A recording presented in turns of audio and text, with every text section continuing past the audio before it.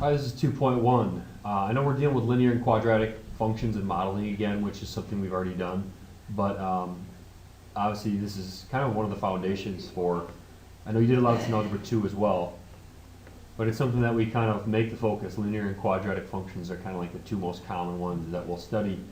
They have a lot of application too, but I guess from there then you can understand other functions based on these two. So we'll see. But the first one here wants us to write an equation for it. It gives us 2 points. So we're going to use vertex form, which is in the notes. It's on the formula sheet. It's right here. H and K is the vertex. A determines whether it opens up or down and whether it's how wide or narrow it is, basically. So we're going to plug in the vertex, which is negative 2, 3. Negative 2 goes in for H. 3 goes in for K. So we have this. X minus negative 2 turns into plus 2. Double negatives go positive. And then for our A value, we need to find it now. They give us another 0.01 so we can use that. Plug in 1 for Y, plug in 0 for X,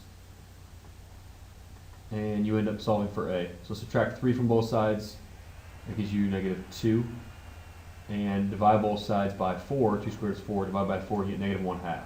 So my A is negative 1/2, and I can use that right here as my A value, and there's my function. And I want to use f of x instead of y, right? So I just want to enter in this part right here. Okay, the next question says biologists have noticed that chirping of crickets of a certain species is related to temperature, and the relationship looks to be like a line. And then they give us two ordered pair. They give us 119 chirps in 65 degrees, and 176 chirps in 80 degrees. Now, I'm going to switch these, so I'm going to make it 65, 119. I'm sorry, no I'm not. I'm going to give them like this. And the reason why is because my function is for temperature. So I want temperature to be my y value, right? My dependent variable should be temperature. My independent variable should be n, which is the number of chirps per minute. Okay, so there's our two pair. We're writing a line, an equation for a line through here. I usually use point slope while doing that, but you could do slope intercept, and there's different ways to do it. But let's find the slope. So the slope is y2 minus y1 over x2 minus x1. I'm sure you guys remember how to find slope. That gives us, it's a weird slope, but oh well, 15 over 57. So I'll put that in here, 15 over 57. Now I'll use one of these points for my x1, and y1 I'll just use the first one. So x1 is 119, and y1 is 65. Now they did want us to solve this, so I'm going to add 65 to both sides because they want y, which is really not y, it's really our t in terms of n, and we'll instead of using x, we use n for x. But there's our equation. That's a linear relationship. You could put it in slope-intercept form by distributing this to both terms and simplifying. But I think Webwork should accept this, hopefully. If not, distribute and add like terms. But then it says, if the crickets are chirping 156 chirps per minute, estimate the temperature. So I'd plug in 156 into my equation right there, and that would give me a temperature of about 74.7 degrees. All right, the next problem is problem 3. It says, consider this quadratic function right here. It wants to know the vertex. There's different ways to find the vertex. One way is to do x equals negative b over 2a. That gives the x coordinate for the vertex. So that'd be 13 over 2 times 3, which is 13 over 6. I don't know what that is, a little over 2. But we would then stick that in to find the y value. It goes in for both of these x's right here, and then you would solve, and you'd get y equals, so you have your ordered pair. That's one way to do it. Another way to do it is just to graph it, to calculate and find the maximum. Obviously decimals is a pretty quick way to do it. You graph this and zoom in, you get, that must be 13 over 6, 2.17, and then if you plug it back in, you would have gotten the 44, negative 44. So those would be those values. The x-intercepts are what you get when y is 0. So plug in 0 for y and you'll get your x-intercept. So that'd be 0 equals 3x squared minus 13x minus 30. This one actually factors. Once again, you can find them from the graph. You know, if you scroll up, negative 1.6 repeating and 6 are your x-intercepts. You can find them with a quadratic formula. There's different ways to find them. This actually factors though if you guess and check for a little bit. We already know x minus 6 is one of the factors because we just saw one of the zeros was 6, but that makes the other one 3x plus 5. If you guess and check, you can get this, and then you can get the zeros from there, which are your x-intercepts. And that is x equals negative 5/3 if you set this factor equal to 0, and x equals 6 if you set this factor equal to 0. Last one then, the y-intercept. Y-intercept is where x is 0. So plug in 0 for x, you get negative 30 for y. Okay. All right, next one just wants us to plug these in. So f of 0, that gives us 7. Plug in 0 for x. 1 gives you 8 minus 2 plus 7, which is 6 plus 7, which is 13. Negative 1 gives you 8 minus 2 times negative 1, so the double negatives equal positive, plus 7. That gives me 17. 3 halves would give me 8 times 3 halves, which is 9 over 4 when you square it, minus 2 times 3 halves. 2's cancel and you just get 3, plus 7. That gives you 8. 4 goes into 8 twice, so you get 18 minus 3 plus 7, which is 15 plus 7, which is 22.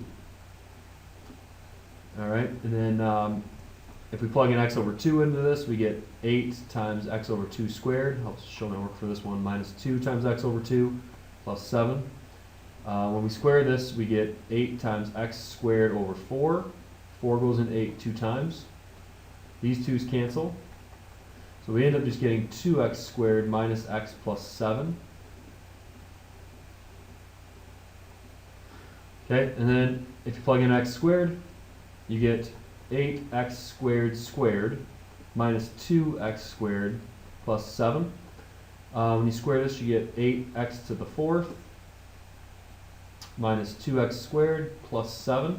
That goes right there. So hopefully you can do this without a calculator. It's good practice. Okay, the next problem gives us the graph of this. We can click on it to make it bigger, and then it says find the formula for the transformation whose graph becomes this one. So I'm going to click on the graph and get these points because I can't really see them here. So my function goes through 3, 1, and then 2, 0 right there. So this is a little hard to see, but it's the point 3, 1, and this is the point 2, 0. All right, so our equation, I'm going to write down this just to remind myself that's vertex form. We can use our function notation to shift this as well.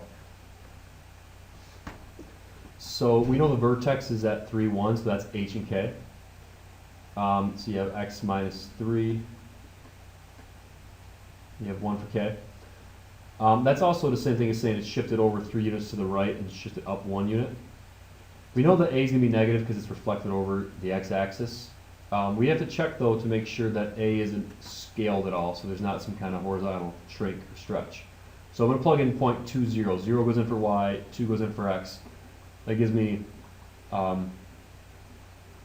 negative 1 squared, which is just 1, plus 1. When you subtract 1, you get a equals negative 1. So it turns out that this value a right there is just negative 1. So there's our function right there. I'm sorry, h is 3, k is 1. There's our function. All right, the next problem then, it says that we want to enter left, right, upward, or downward, stretching or shrinking to describe how these are transformed, these functions. So the first one is a quadratic, and we're adding 84 to x. Okay, that's right in the formula sheet, by the way. If you pull up the formula sheet, it says, you know, if you subtract from x, it moves it right. If you add x, it moves it left. So we're adding to x, we know it moves it left, 84 units. And the next one, you know, you're adding to y. So actually, I have it on the formula sheet as subtracting from y, because if you take y and subtract 84, which is the same thing as adding 84 over here, so subtract from y moves it up, which is what this is doing, because if you move 84 over, you have basically f of x minus 84 equals x squared. So I don't know why I have it that way. I just to stay consistent with the x, I guess, pattern. make it easier to remember. But if you know that, if you add 84 outside of the actual original parent function, it moves it up, that's fine too. But it does move it up. Next one, I do the same thing where I divide both sides by 84. And if you divide y by a number bigger than 1, it's a vertical stretch, and that's on the formula sheet as well. If you divide y by a number bigger than 1, it's a vertical stretch. So I would say that obtained by stretching. And then the graph of this one, this is a little bit tricky, but on the formula sheet, I have this horizontal stuff here. If you divide by x, if the number is greater than 1, it's a horizontal stretch. If the number is between 0 and 1, it's a shrink. So 84 is being attached right here. Well, I can write it like this though. I can write f of x equals the square root of x over 1 over 84, right? If I want to use a formula sheet pattern. Which is that I'm dividing by a number between 0 and 1. If you divide by a number between 0 and 1, it's a horizontal shrink. So this is a horizontal shrink. Shrinking. Right? Because dividing by a fraction is the same as multiplying by the reciprocal. So I can move it down here if I want. Alright, the next problem then is problem 7. It says we have a hemisphere of radius 1. So I'm going to try to draw this. We've got a hemisphere. Alright, it has a radius of 1, and it has this cylinder that stands with vertical, with its center at the base. So we have some cylinder that goes in here like this.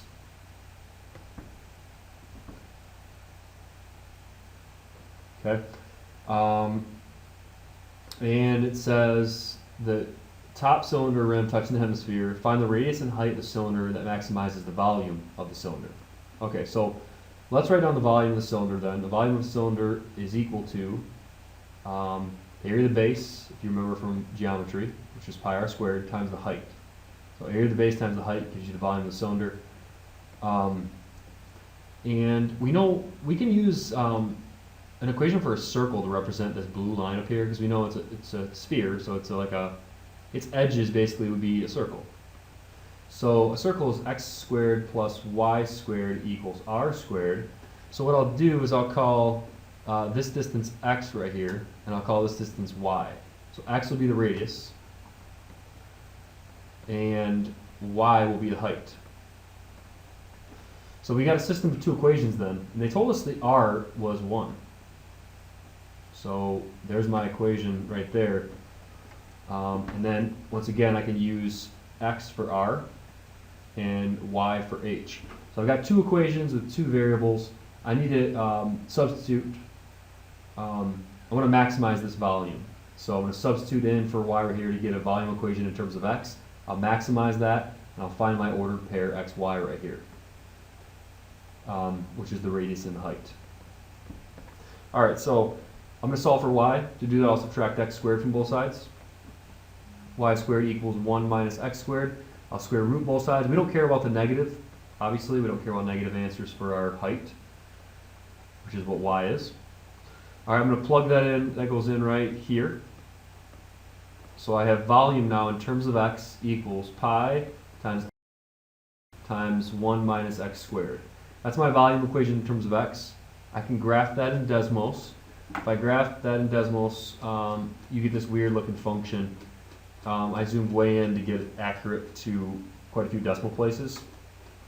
But you get this function. Now, we want that maximum height right there. We don't care about the negative answers, right? Because that doesn't make any sense for area and for height. But we do want this value. Now, I'm going to have to scroll in and get it pretty accurate because I'm going to do some operations with that value. And Webwork's pretty picky about how many decimal places we're accurate to. So I'm going to scroll in until I get like 5 decimal places or something, you know, which makes you scroll quite a bit. That's too many, but oh well. 0.816497. That's my x value. 0.816497.